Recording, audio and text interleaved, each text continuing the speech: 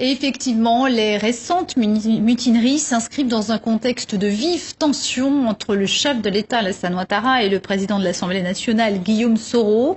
Une crise entre deux des trois plus hauts personnages de l'État ivoirien et qui s'est traduit récemment par le limogeage de plusieurs proches de Guillaume Soro, Simon Rodier, Landry Flan et Ange Armagnani. Les unes après les autres, les têtes tombent. Zié Konaté démis ce samedi de ses fonctions du conseil Café Cacao. Isiaka Fofana, désormais ex-directeur de la loterie nationale. Sindou Meïté, il n'est plus secrétaire national au renforcement des capacités. 3 postes de plus de perdus pour 3 proches de Guillaume Soro.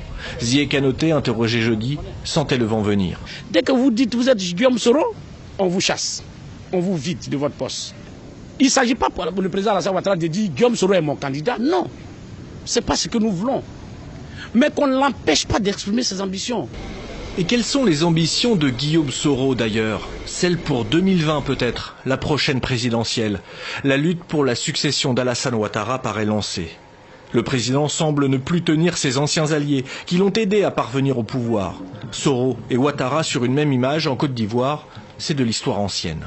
Guillaume Soro s'est aussi rapproché d'Henri Konan Bédié, leader du PDCI, lui aussi mis au pas du palais présidentiel.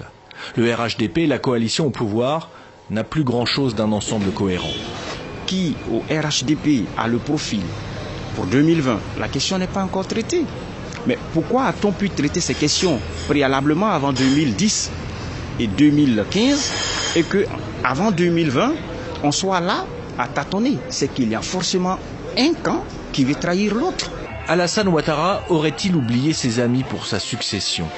Pour ce député RDR, le président saura garantir la stabilité du pays. Vous savez qu'Alassane Ouattara, je le pense, se souvient encore de la crise qui est survenue au décès du président Félix Houphouët-Boigny. Il est conscient aussi que la Côte d'Ivoire, après lui, doit demeurer une nation forte. L'alliance se disloque. Et Guillaume Soro est dans le viseur, surtout depuis la découverte d'une importante cache d'armes chez son directeur du protocole ici à ses côtés. Le président de l'Assemblée est soupçonné d'agiter les mutins, déterminé régulièrement à l'action ces derniers mois. La tension sécuritaire s'ajoute donc à la tension politique, un mélange explosif pour la Côte d'Ivoire.